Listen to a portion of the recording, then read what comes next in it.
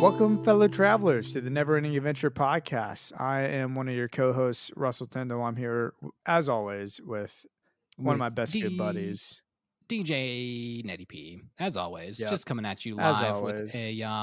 with a delicious glass of Rosso Italian wine. It's fantastic. Ooh, I got Highly some water, recommended. some lemon, some honey, and that's what I'm rocking because I got a little bit of a little it's coffee just wine. It's just wine before it's been treated by Jesus. He turns it. Yeah, Is that what it is? It is. Yeah, because he turns water to wine. Yeah.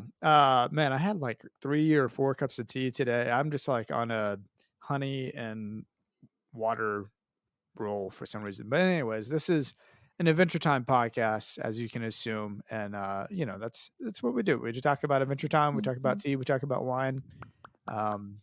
We mostly don't talk about tea or wine. It's almost entirely Adventure Time. And some tangents here or there. But regardless, I digress. This is season 4, episode 7. We're going to be talking about In Your Footsteps today. A fun little episode about a bear who just desires to be a hero. That's all he really wants. To be a hero. He just wants to be a hero. If you're new to the podcast, I've never seen the show before. I'm Russell, again, never seen the show.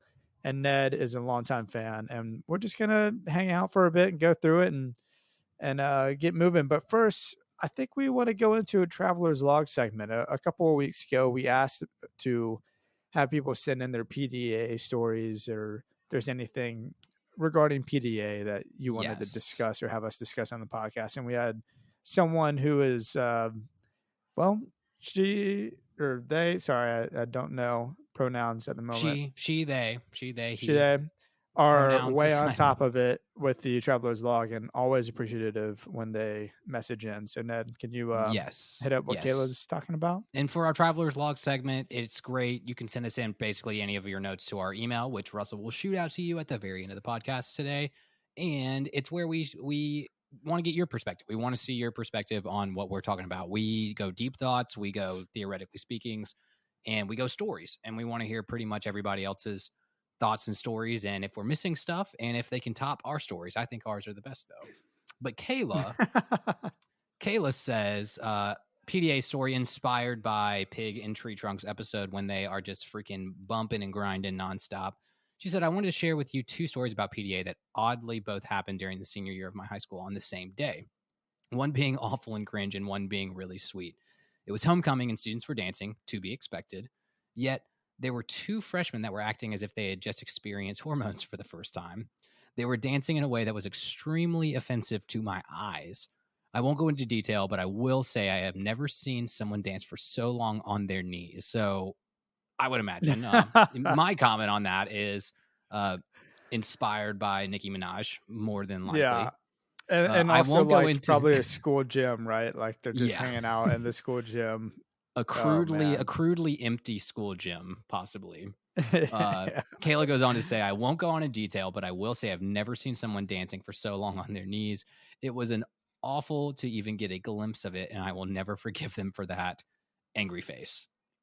But my sweet story about PDA is that day my ex-partner and I had finally reached a point where we were comfortable with kissing, and they kissed my hand. It wasn't an over-the-top thing. And even if people saw it, it was something that I would be embarrassed about. I just thought it was super sweet. So I love that traveler's log because it was pretty much exactly what we were saying about that episode. My deep thought on that episode with Mr. Pig and Tree Trunks was that if you are doing PDA and your intention is to make the other person feel special, then that's when it's appropriate. That's when actually nobody gives a fuck about it. And when it's like the people dancing on the floor in that story, when it's because you're just a horny person and you want to be horny in public, that is when it is very much frowned upon. So Kayla, I appreciate your insight. And I love that you did do 2 stories because that episode, we really did have 2 perspectives on PDA. Yeah, that's right. In that episode. So fantastic. Both, for sure. I love travelers logs. I love our freaking travelers, man. I do too. Yeah, it's great. No, I don't know, man. It's interesting to hear too. I mean, kissing the hand seems subtle and all, but it's like that's a big deal, especially if that's not something like I'm not a big PDA guy. I mean, holding hands or whatever is kind of what I would do in public or sitting next to each other, like arm around my girlfriend or something like that is kind of, for the most part, the limit to it. But I don't know. I get it. That Yeah. is very sweet. I appreciate Yeah, that. I'm a little jaded in that department just because I'm married, so I can squeeze my wife's butt in public and be like, "Hey, Yeah. I put a ring on that. I'm good to Is go." that just gives you an excuse to do that, Ned? I don't know if Yeah, that's necessarily the obviously case. so. Doesn't make anybody feel uncomfortable ever, you know? Yeah, yeah. Once you get a ring, it doesn't matter what other people think. You It's can do whatever you want in yeah, public. it's no holds bar at that point. Like, you're good to Yeah. go. Well, All right, but regardless, getting back to today's topic, the yeah. choice is In Your Footsteps, season 4, episode 7, with the bear. Yeah. The bear Man. first introduction. And first of all, I had a first comment on the bear that I realized a little later. I'll get into my thoughts on the bear later, but in my mind, are you not a little sketched out that this bear is just eating leaves? He's I don't know. vegetarian bear, which is Well, first of all, the first off-putting thing is that he's supposed to be a normal bear. He doesn't like speak. He doesn't have speech. He's not like those it's just woodland critters. a bear. Uh He's a wild animal, right? But are we trying to say that, like, I don't know, what do bears do before they hibernate? Do they not eat a bunch of like random crap so they get stuffed up? I don't know. I really have no no, idea I what they thought that do. they just like mauled things and dragged them to the den. No, And before they they eat hibernate, like dude. Before they yeah, like before they sleep for the hibernate, winter. they like gorge themselves on food and Oh. then hibernate. For some reason, and well, maybe I'm just immature and or someone told me this in like elementary school, but I was like, I thought they, gosh, I'm gonna sound like an idiot here. I thought they just like stuffed up, like got as constipated as they possibly could, and that would be why a bear would be eating leaves and pine cones and that sort of a thing. I have no Maybe idea. so. I don't. Yeah, I didn't look into bear facts before this episode, and I didn't. I know they eat berries and honey, like because that's like calorie heavy food. But just like eating leaves and grass and pine cones, like unless that truly is something that would like Well, it actually wouldn't be for constipate nutrition. you. It would just be for Huh? constipation. I guess the fibers. I have no idea. Shoot, man, Well, I regardless, really should have the looked bear up bear sus. facts. Yeah, we Okay, should have so done bear okay, facts. no, The bear sus. okay, that's actually a great way to start this episode off because all the previous times I've watched this episode, I've been in that same mindset where the bear sucks, the bear's creepy, the bear's weird, and Well, sus is what I was saying, not sucks. sus. Though he does kind of Oh, suck in some ways. I'll admit he does kind of suck sometimes, but for the most part, it's just suspicious. As you yeah, were saying earlier, he's suspicious. it's suspicious. It's a little true. He comes on strong from the beginning, which makes you feel a little sus. But obviously, Jake and Finn take two ends of the spectrum in analyzing the bear and the bear's actions. And I don't know. I feel like I was a Jake for the first several times seeing this episode, and pretty much up until today, I was a that's weird, that's creepy, that's red flags. And watching it today, I don't know if it was just a mindset thing, if I was just looking at it from a really analytical perspective, but I was kind of Finn-sided watching it this time around. I don't know. Like, what would you say that you leaned more Finn or more Jake on the perspective of the bear? I am definitely leaning more toward Jake's perspective, but I will say there is a new house canon for this episode over here in Nashville. The house canon is that the bear was a good guy until his party when Finn broke his heart, and he truly wanted to be a hero. But then because Finn broke his heart, he decided to turn to the dark side, and it's a bear villain origin story. I 100% agree, and I was thinking of it in that kind of sense of I think the bear is lonely, and this is actually, you know what? Knock it off. We got a theoretically speaking segment here, Okay. and the bear was obviously lonely and looking for some sort of company. And typically, when someone's lonely like that, they will take on the nature of a group. Like, say if you're a lonely person and you find a group of friends, finally you do adopt their likings, the way they dress, the way they behave, the way they talk. You kind of will, absolve that into yourself. And I think the bear was lonely. I do think, in my theoretically speaking, the bear was lonely and the snail came to the bear originally, aka the lich, and was maybe like deceptively friendly towards the bear. The bear's obviously not possessed by the lich, or he would have like green eyes too. And so just having company Mm-hmm. with the lich, I think the lich sent the bear off to go just say, hey, he was like, "What? Do whatever you have to do to get the book. I don't care if you kill them. I don't care if you do whatever." So I think that's why the bear was there. I think that's why the bear was in and around where Finn and Jake, just to like get the book for the snail, to get the book for his friend, to be a better friend. Then I think but that the bear got saved by Finn from choking on a peanut, and then was like, "Oh my gosh, I'm not going to follow the snail anymore. I'm not going to get the book. I'm just going to be friends with this okay. guy. I'm Interesting. going to." And then when Finn breaks his heart at the end and pretty much was like, "Go be yourself, but don't be me. You're a cool guy." I do think the bear was like, "Oh shoot, I had given up on trying to get the book, but now he just willingly gave it to me and then told me to pretty much like scram and go be myself. So I'll just go take it back to the snail." So I think it was maybe in possibly beginning malicious, leaned away from maliciousness at the end of it. And then at the Well, end do when we he was know like, if the bear was being controlled or not? Like, do we know that you have to have like your eye because we know the lich has the ability to persuade or to control people, like how he originally had the snail set him free from the amber in the tree, right? yeah, but it was every time we have Whereas the seen, snail's eyes like hypnotized. I don't recall. I don't recall if the yeah, snail just they looked were like a like kind normal of like, snail or not. they were like glowy green and black. And then same with when PB was possessed by the lich. Okay. Um, and then like the lich, every time he has possessed somebody, it's not been in any form of like, what would you call it? Like a good mimicking of that person's characteristics. You know, Yeah. it's been pretty Yeah, maliciously certainly. evil. Well, I guess I was just curious if the bear was acting out of its own free will or if he was being controlled, but you kind of answered that in saying Yeah, that I perhaps he was not being controlled.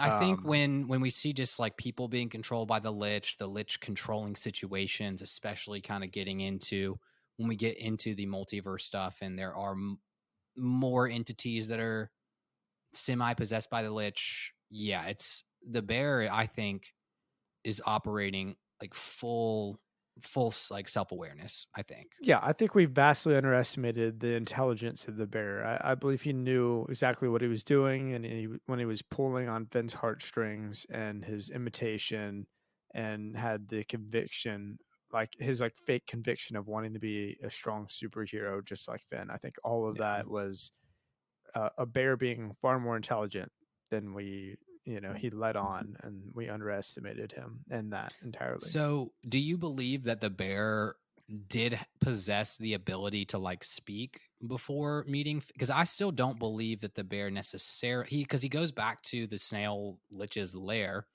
and he just Doesn't say raises the anything. book up and goes like, "Ooh," like doesn't. So I do think that again It's that just kind of like an like intelligent bear. Well, maybe he doesn't have the Finn was vocal the cords to yeah necessarily speak appropriately, right? But he can still kind of speak. He can still yeah. sort of Well, say in words. terms of like even like learning language, like Finn was the first ever true friend that gave him the time of day to Well, even that we like know. I mean, in work this on him episode, his words with him, yeah, but just this one episode, we don't know. Who knows what the bear's been up to and all the time Oh, beforehand. I know. This is You're why being as I you're said, being silly, Ned. You're feeds to being my way too in depth. theoretically. Hey, I don't get to have many theoretically speakings on this show, so let me have my day in the sun. Theoretically speaking, this bear that probably isn't a reoccurring character. I would assume he probably doesn't come back He comes much, if back at all. in yeah, maybe a spoiler drop, but like obviously the apex, possibly my tops of the episode was the fact that we are like mid season 4, not even like a season finale, have brought back in the fact that the lich, like, when the lich possessed the snail at the end of gosh, was it the end of season 2? Yes.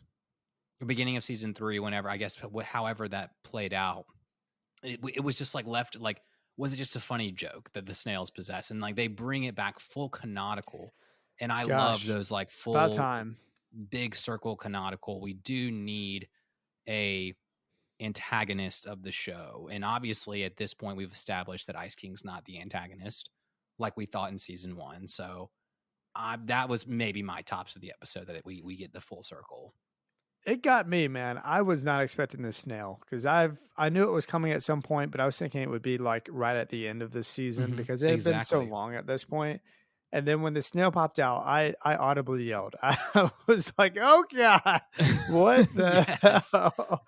You weren't expecting the bear to be where, No, of because it's all not episodes. that epic of an episode. It's just like a whatever episode, right? Where the bear's just imitating Finn the whole time. Well, and But that's it's also the beauty of this show, of like an episode you could easily graze over, you could almost easily check out in this episode, and then all of a sudden when we get into full on lich lore pretty much at the end of this season, episode 26 of this season is, I would say, what breaks Adventure Time into as good of a show as like Rick and Morty, is like the last episode of this season. And this episode tees up the fact that the show is going that direction. Yeah, like the first like 2 or 3 seasons of Rick and Morty, I guess. Yeah, exactly. Because I can honestly say I don't keep up with it anymore. But no, I haven't seen any of season 6 yet. Yeah, and they just had some big controversy with Justin Roiland too. So, yeah, yeah, we won't discuss that. But yeah, it's pretty much not 9-season Rick and Morty forever anymore. Yeah, that's a Community. We got to get a movie. We got to get a movie. Got to wrap that shit up and move on with our lives. Come on, Dan, move on. No, but regardless, it is a very interesting episode. I find it hard to believe that the bear isn't intelligent in the way that he goes about. He doesn't care about Jake, and he's ignoring Jake for most of this episode. I mean, at first, when they're at the table, he does it at the very beginning, where he's just like, could care less. He's focused on what Finn's doing. He wants to pretend to be Finn and kind of like get on Finn's good side. And then, of course, he has this big bonding moment with Finn when he's choking on the peanuts. And Finn goes and rescues him and saves him. And that's a big bonding thing, whether he was actually choking or just kind of faking being choking on peanuts or not. And then Finn, for whatever reason, the Enchiridion comes out of nowhere and he hits him with the Enchiridion. And I did notice, not to tangent too much, but the white peppermint roll-up dude, whatever he is, that character, like a vanilla Swiss roll man. Yeah, he's just like, yeah. So what is that? Just very suspicious. Like, is he working for the Lich too? What are you doing? How many dude? candy? We already know there's a bunch of ne'er-do-wells in the Candy Kingdom. Who knows who's working for the Lich? Peppermint Butler has got to be on the side of the Lich, I would assume. No. Peppermint Butler has many knowledge of evil lore, but leans on the good side of the knowledge. Like, it's like death is not inherently evil either, and that's why him and Peppermint Butler are buddies. Yeah, but I mean, Hudson Abadir kind of is. He's chaotic. Well, we did establish he's chaotic evil. But at this seems point, like the worst type of evil. Chaotic evil seems pretty bad, bud. Yes, I don't know where Peppermint Butler. He's chaotic neutral, I guess.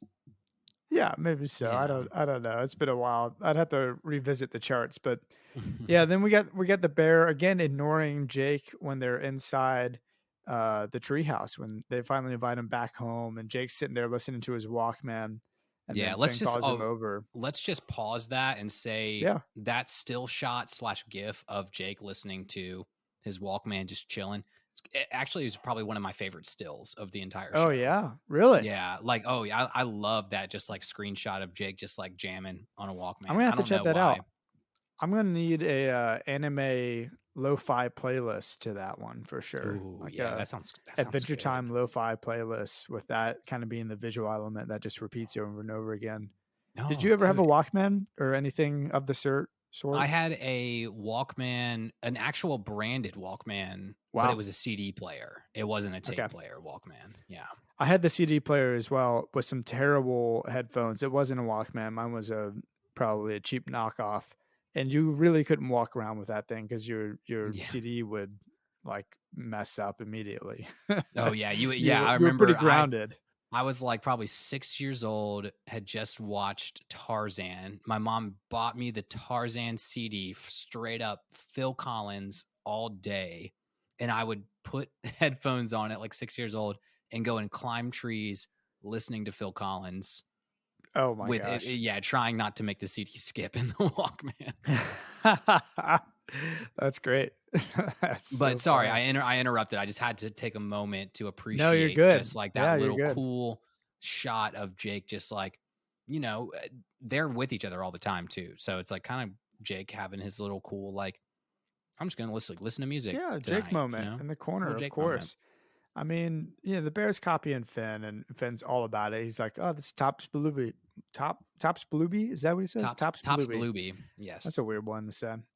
Well, And he repeats it throughout the whole episode, right? About the he bear. repeats it, and you know why I think that's in Finn's vocabulary. I kind of caught me off guard, but when Princess Bubblegum was 13 Baloo in those Balooby. episodes, yeah, she said Blue Balooby. And I think that Finn just kind of like picked up on that a little bit too. So I think Yeah. that's a little full circle for us there too.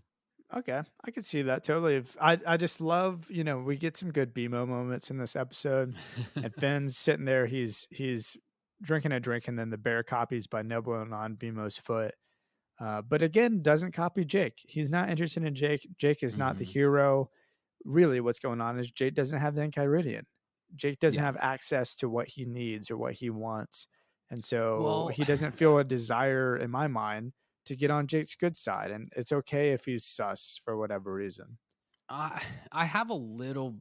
I'm not going to call it a qualm with you on that, but Yeah. just in terms of, again, going along with my theoretically speaking, it reminded me, I don't know if it was an Even Stevens episode or something else that was like Disney related, but there is some sort of Disney Nickelodeon thematic episode of the main character saved my life, and thus I will copy him and be like his little clone. I think it was an Even Stevens episode where he like stopped a kid from being bullied, and then the kid like started following him and doing everything he did.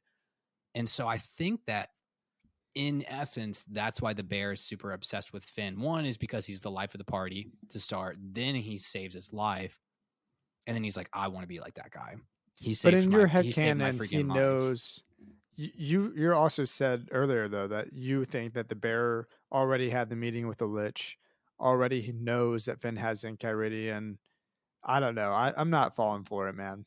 Yeah, I mean, I think, like I said, I think the bear just was gonna get close to Finn regardless, but I think he's turned at this point, and he's just like, I'm just gonna hang with him. Okay. And then he changes his mind again once Finn like rips his ass open. He does what to him? I don't know. He rips his ass open. All right. Well, let's go to the commercial on that note. I'll see you in a minute, man. I need to take new a break. asses. This Friday, it's the Mo Soccer League. It's Tops Blueby. See football and BMO face off in a real Fight Club-inspired showdown. It's game 3 of 5, and football has been undefeated so far in this series, and truly tearing BMO a new USB port. Can BMO get his circuits together in more ways than one? And somebody get this sweet, sweet boy a friend, please. This Friday, the Mo Soccer League, all winter long on ESPN 8, The Ocho.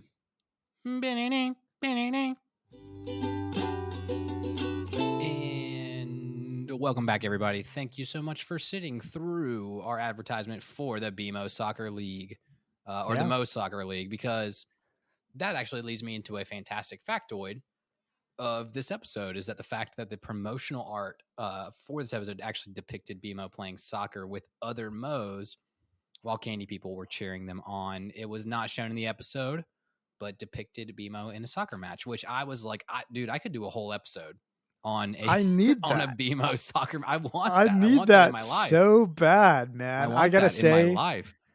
BMO is my lovely of this episode. Thank you. Okay, He's BMO. such a small part of the episode, but him rolling the soccer ball back and forth, and then also like having to deal with his parents, his roommates yelling at each other, Mhm. which totally sucks. And that It is was never a such good a. feeling. It was But I that just I just actually. love it. I just love BMO so much.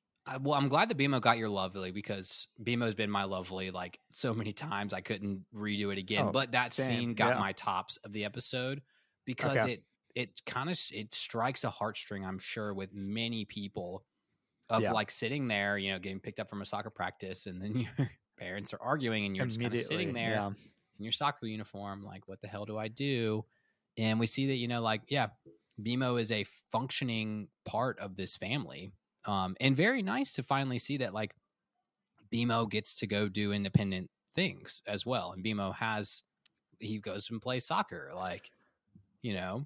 I know, So but it's why like, does he have a mode of transportation? Like BMO's got to be old enough to be like have a mo no, but car, little vehicle for no, himself. BMO is I Ben's got to think go get a him. well, there's a great episode, spoiler alert, not spoiler drop, but spoiler alert, where BMO becomes a man, or like, what does he say? I'm going to become an adult. I'm going to grow up. And there's a whole episode where BMO grows up. So in essence, though, BMO is a child in Okay. mind and thought and theory, whole 9 yards too. But that's why I love when Russell actually had, obviously we don't like to talk about our advertisements too much, but Russell had the idea for a Mo soccer league. And I was like, that's actually great because that's what the writers had intended to show Yeah. that there was a Mo soccer league going on, which That's pretty cool. again, if HBO ever gives us more specials, like let's do a BMO Olympics or something like that. That'd be fantastic. Yeah, as like a fun, not actually what the HBO special is about, right? Or like the series is about. Like that would just be a fun like filler episode. Yeah, it would only be well. That's kind of like there has been the HBO specials were a lot of like let's answer some questions of like unspoken stories and all that kind of stuff. But I mean, I don't know. I feel like this would be a kind of show where if you just picked it up out of nowhere and just started to do just like one more season of like other things happening in Ooh, or Finn being a 30-year-old or a 21-year-old and doing a little bit more mature-esque adventures, not like risque, but mature adventures would be great, Yeah. And I Yeah, think that'd be it really would cool. just be accepted and very well, like widely loved by people. Yeah. But we're Well, biased, obviously. give me another factoid. Factoids of this episode. Fantastic. The snail actually appears twice in this episode. Once while Finn and Jake are partying, I think our typical normal snail appearance. And obviously the second time at the end, which I think is great because it does tie that whole story in with the Lich always watching Finn and Jake.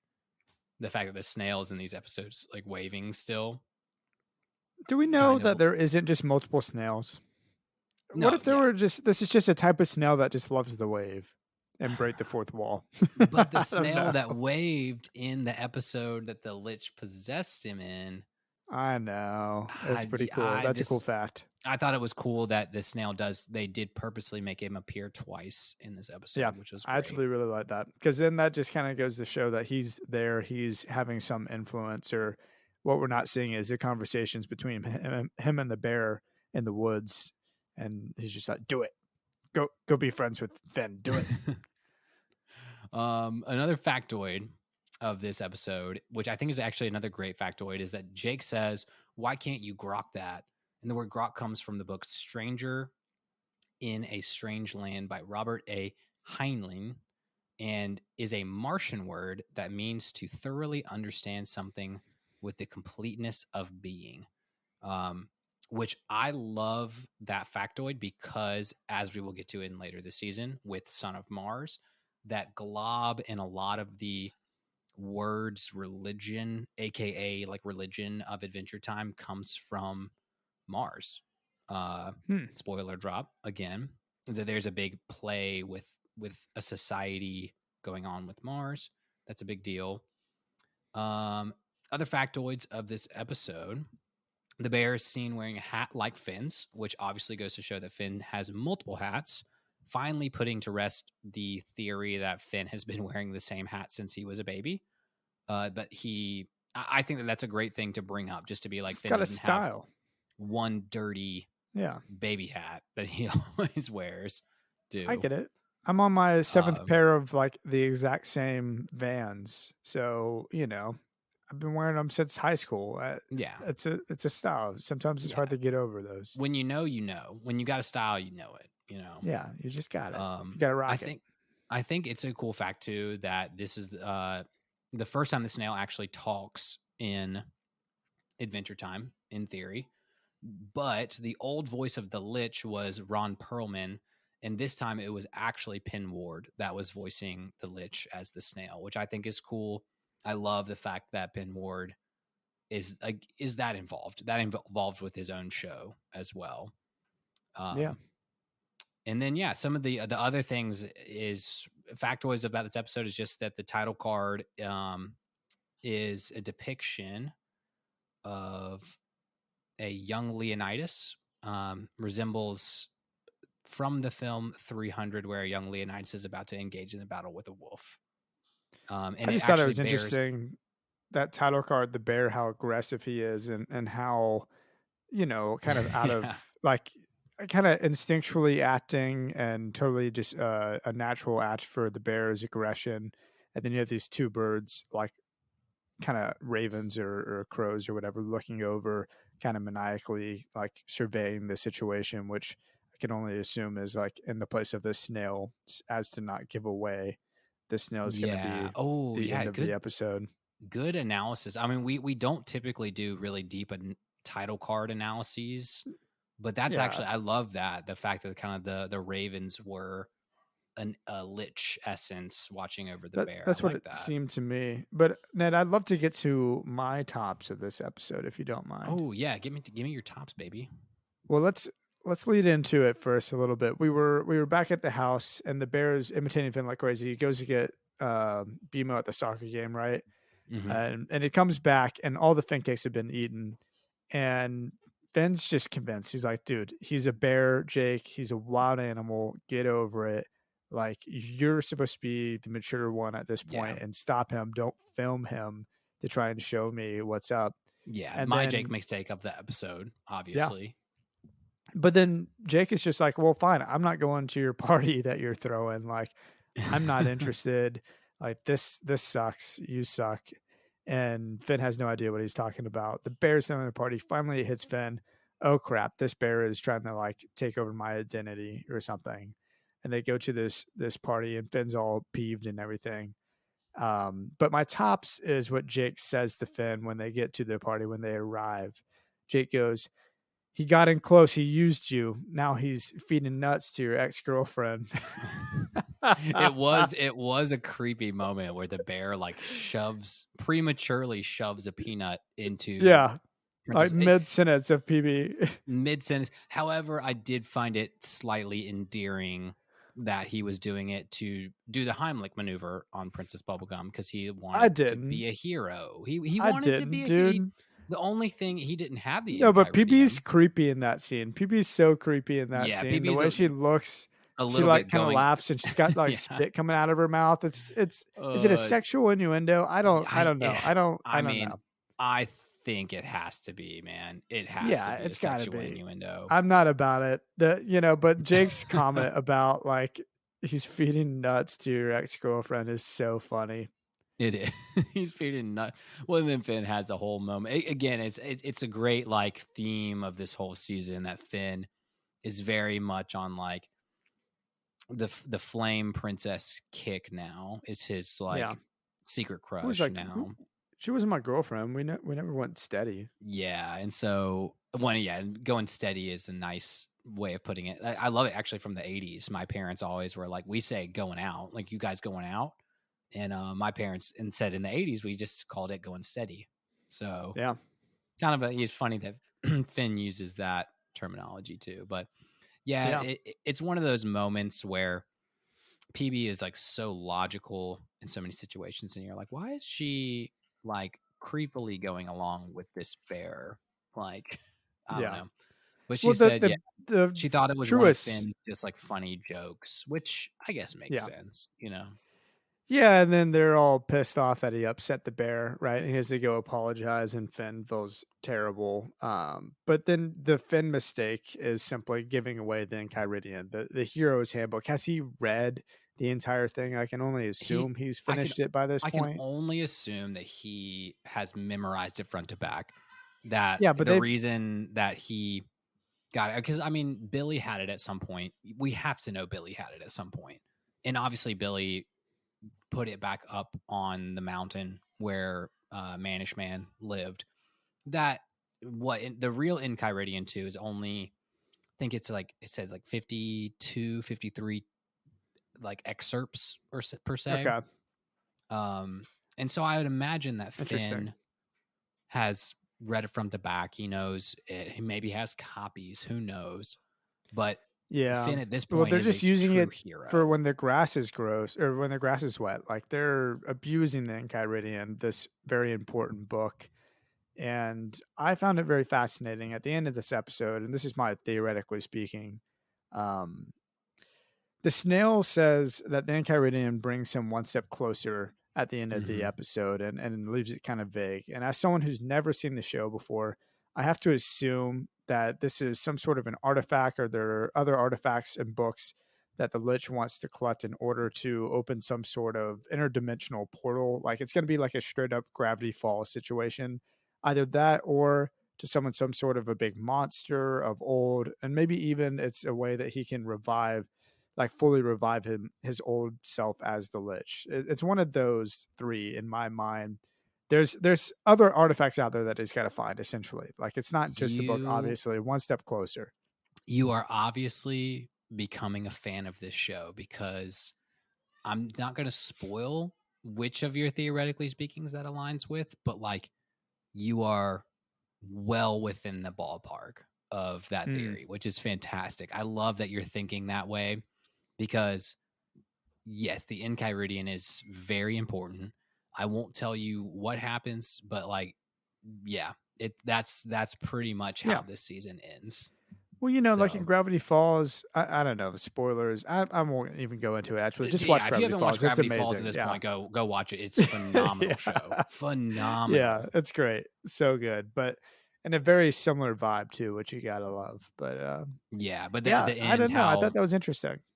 yeah, I mean, I'm actually, again, we don't tangent on this episode, but that's actually why I love Adventure Time. Is kind of like the way that this show wraps up is weirdly a little. It's epic, but it's a little like Gravity Falls. It was like everything leading up to the final episode, and it was like chaos and multi dimensions opening, and there was a big kind of in this show wraps up in a similar way, but like a little bit more delicately than Gravity Falls. So Yeah. it's a Okay. cool, yeah. I'm trying.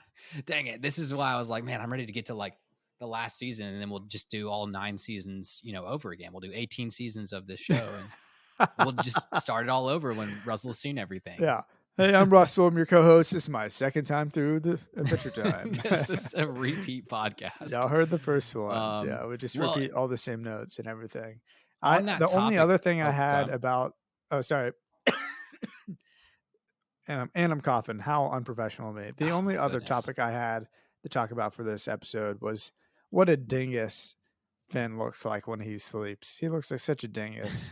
Well, I And had a note on that, man, too, because like most of the time we see, except for the episode Still, where Finn was frozen outside his sleeping bag, most of the time Finn is like a little bean man in yeah, he's all in wrapped his up. sleeping bag. So I don't know why they had him kerplonkled in a weird sleeping, like, I I don't don't know. know. But then what a spooky scene that was when you go down for whatever the way they framed it. It felt very creepy. There was some like haunting music going on. The way the bear is mimicking Finn downstairs in his clothes, doing the snaps and kind of like saying, "Hey, everybody," or whatever it is that he's saying. I understand why Jake was freaking out, Yeah. because I would have been freaking out as well. It's meant to be creepy. Yeah. The fact that it was in the dark, like at night when they were both asleep, and he was just repeating it over and over and over again, kind of makes it feel like it's like one of like a psychotic episode that the bear's having. Like Yeah. if he was doing it, if he did it once and then I don't know if he was doing several things that was like mimicking Finn, it'd seem a little less crazy. But it was just like the snap, snap, clap, what, like Yeah. Finger guns. yeah, it seemed I don't a know. little. I mean, it proves to Jake's point that like it's there's something a little unnerving about it to say the least. Definitely. But I don't know, and it goes into I don't know. I don't want to go into my lessons just yet. I'll save that good stuff. But on the topic we were on before, I did want to go into a little bit what we talked about in season 1 of our show is the Enchiridion itself. Obviously, it is we learn apparently the most important part of this episode. But the Enchiridion itself, like what is the Enchiridion? Why is it important? It's the hero's handbook in Adventure Time. In real life, the Enchiridion is a real book. It is the handbook of Epictetus. Epictetus. I'm going to pronounce that. All my Greek scholars out there, Oh, man. correct me. But it's a short manual of Stoic ethical advice compiled by Arian, a 2nd century disciple of a Greek philosopher, Epictetus. I'm just going to say it that way. Eschewing metaphysics, Epictetus? Arian, Epictetus. Blah, blah, blah, blah. I don't know. Epictetus. But it focuses his attention on Epictetus's life work, applying philosophy to daily life. Thus, the book is a manual to show the way to achieve mental freedom and happiness in all circumstances. Which is so it's taken from this Greek Stoicism, pretty and much how to kiss princesses, obviously. I just think it's fantastic because the word Enchiridion translates pretty much roughly into handbook, a handy book, a book that you can use on hand. That's sweet. Which is where the term handbook actually comes from. I think we did mention that in season 1.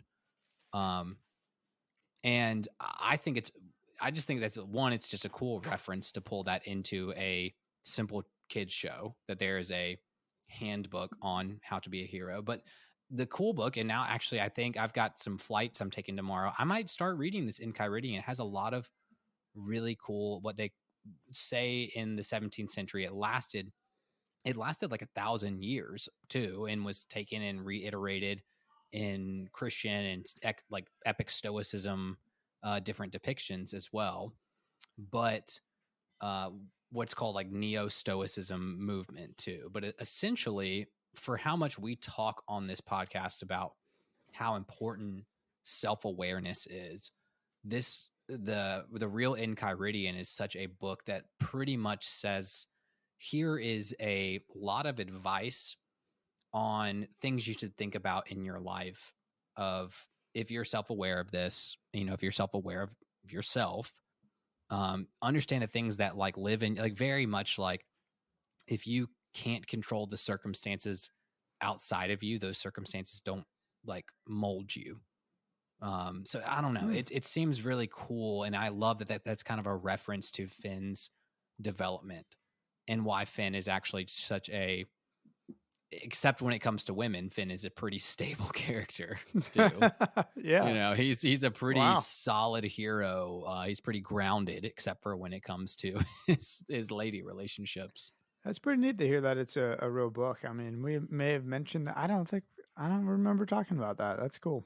Yeah, and that's like it. I think it backs into a kind of a lot of the great like writings, like the Meditations of Marcus Aurelius, of the Greek philosophers and the Greek Stoics. Probably a little bit more palatable as well than like Dante's Inferno too, which I heard is just a nightmare to go through. Are you really thinking you're going to get into this on your flight, or am I calling your bluff? I'm gonna pull it. I'm gonna actually do. It's like $3.99 on Kindle, so I was like, I might as well pull it up and It might be super boring. It might go over my head. Who knows? But I figured if we're going deep into Enchiridion lore in Adventure Time, might as well see what the real Enchiridion says.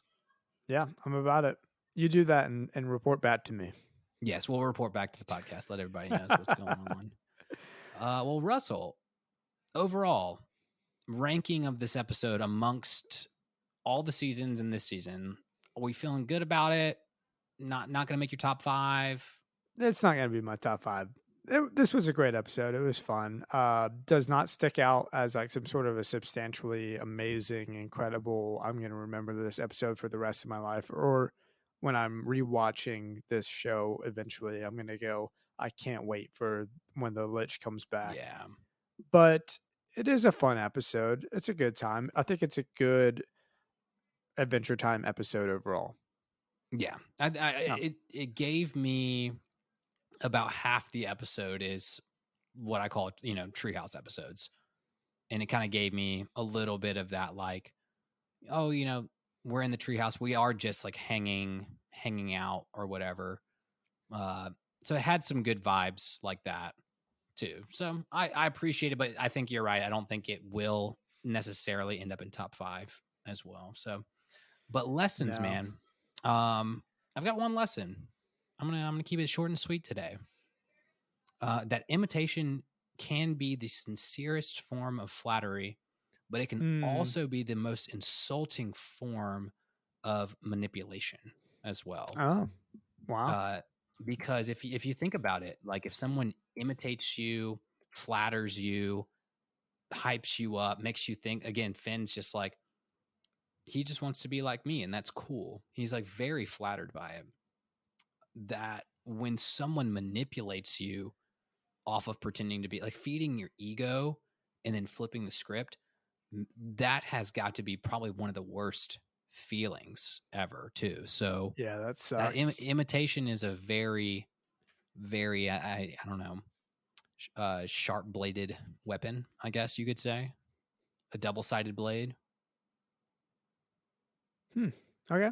Yeah, that's a good lesson, man. I agree. I didn't think of it that way. I definitely had written in my notes the first part of that lesson, but to bring it around and say, like, if someone was flattering or was imitating you to flatter you in order to, trick you, that would blow. Yeah, it's embarrassing. It's embarrassing. It's embarrassing. It's insulting. Yeah. It's got to be like, I mean, I'd imagine if that happened in my life, that would be the most like embarrassing and infuriating thing that I would have ever experienced.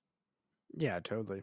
I don't know. What's your lessons is that? Yeah, sorry. I'm trying to think of how that would happen in my own life, like where that could possibly apply. But I agree. I just don't know. Like, hopefully, hey, any listeners out there, any travelers, please do not imitate me in order to trick me, in order to take something from me. I don't know. I can't think of how that would happen or why that would happen, but please don't, because that would totally suck. My lesson is that you got to trust your dog's instinct. They might be onto something. When your dog's saying, hey, this feels off, like listen to them a little bit, maybe. Ooh, that's a good lesson, man. Good lesson. They're just mostly about weather. I feel like dogs just know about weather. Weather and demons. Like, demons, yeah. Yeah. Weather and also demons. if you're like dying or not, which I guess not all dogs can do that, but some dogs can. Some dogs get trained to be able to do that. Let's see. The other lesson I have two. You got to limit the amount of nuts that you have in your mouth at one time.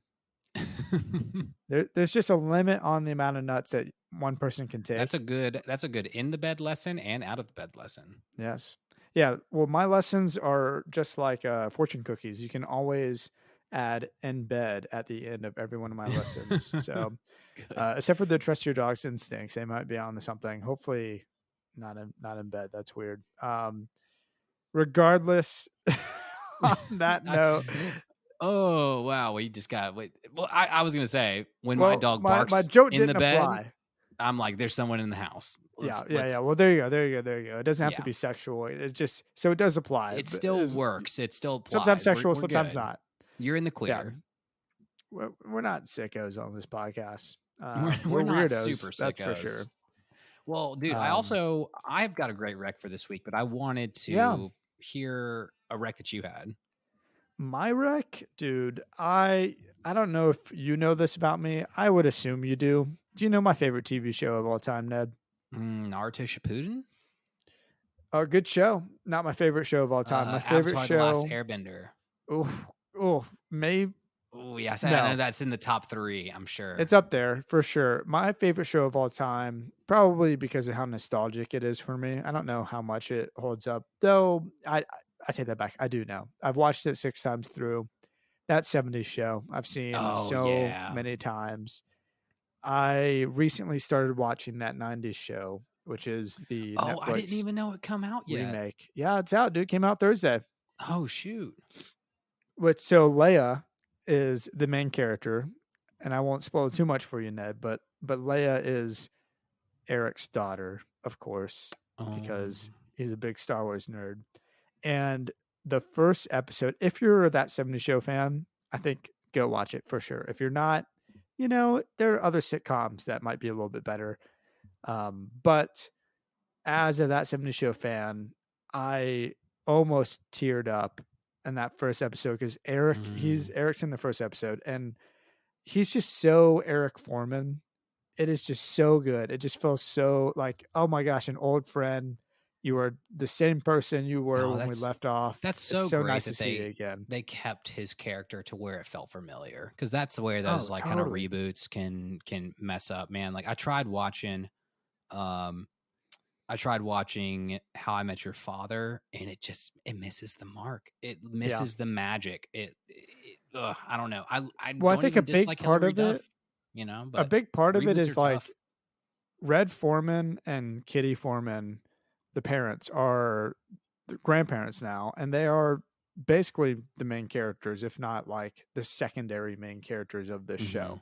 You Yeah, have because the I'm sure they're gang. they're gonna do the Eric and Red dynamic all again in this show.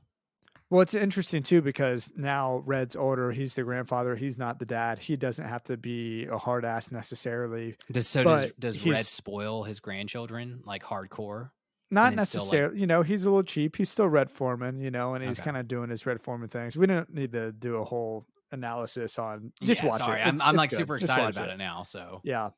Yeah, man, it's great. That first episode really got me in the feels, and it's really good to see Fez and hey there, hi there, ho there, Bob, and gosh, I mean, hey, basically hey there, everybody hi except there, for oh Hyde. there. I wish Hyde could be in it, but I understand why he's Yeah, not, and I agree for them not to have him back in this smart. season. But Yeah, I mean, um, he ruined all the follow-ups for that '70s show, and he yeah, ruined The Ranch too. The Ranch was a totally, fantastic show, and when they had to write him out of the script, it's a bummer, man. The Ranch. I mean, yeah, I think in terms of shows that they've made strictly for streaming too, the Ranch is fantastic, and he was a yeah. great character. So yeah, But there's a lot of sorry, throwbacks. Hyde. You'll really appreciate all the throwbacks, Ned. Like Okay, lots of that's little moments. Like I was calling out as like, oh my gosh, because Leia's I'm about to guess get XYZ. Oh, they're going well, to this place, and then they would go. It's so great. it's that, and what it's supposed to be set in, I guess, what 19 in the 90s, In the like 90s, yeah. 91 or like 97, 95, I believe. 95. So we're getting into the like We're Pete 90s. We're grunging it out a yeah, little bit, a little grunge, but like you can still hit the mark with like other like Britney Spears esque, and it's like Yeah, you 98, could still hit the 99, but marky mark if you need to. yeah, you can still hit the marky mark if you need to. I love it. There you My go. recommendation this week is I finally, after 2 long, excruciating years, got myself a PlayStation 5 Oh, finally, and gosh, have played the shit out of God of War Ragnarok. Fantastic game, too. So dude. I don't know if we have a lot of video gamers out there, but man, I talk about a game that like I have put so many hours into it, and I'm going to, if I can beat 2 more bosses, I will platinum the game, which I've done on 1 game ever. But yeah, dude, I mean, I'm talking maybe my Rec's PS5, maybe my Rec is God of War, but like the like it is made beautifully. The story is beautiful. There's actually so many cinematics in the game that's like it could be made a movie on its own. And now everybody wants Dave. They're going to do a TV and or movie adaptation of God of War, and they want Dave Bautista to play Kratos, and it would be Nice. phenomenal. It'd be so good. Ned, Um, what was your rec last week? Gosh, what was my rec last week? Wasn't it Bar Rescue? Was it not God of War? Was it God of War? Oh, maybe it was maybe I'm double wrecking. Oh my gosh, I don't know. It's I that could good. be I've been wrong on playing it this one, all but week, but possibly so. oh, the double wreck. I don't even care. I don't even care. I've now gotten to the end of I now have beaten the game in between the last time we recorded and now, and it's gets the double recommendation. All right. Well, regardless, let's wrap up. Just guys, remind me to not wreck it a third time. If you do, I'm quitting the podcast. Podcast is over if Ned wrecks that one more time. Well, send us out. Where can all of our lovelies follow us? Yeah. Thanks everybody for following us and finishing this episode with us. You can check us out on Instagram at Never Ending Adventure Podcast, TikTok at Never Ending Adventure Cast, Twitter at NEA_podcast. Email us your thoughts, your opinions. Get on that Traveler's Log at NEA_travelerslog@gmail.com. And thank you so much for just all your support and any hashtagging of NEA podcasts that you do and tagging us and crap and helping us promote it. That helps so much. It really does. And we just look forward to getting deeper into this season. Ned was geeking out about what episodes are to come while we were taking our little commercial break. I'm straight up episodes 13 through 21 of this season. It's just like gold. Old references, full circle. It's going to get good. I'm excited. Straddle in, straddle up. Be careful with how many nuts you're putting in your mouth at one time. And I'll see y'all next week. Party forever.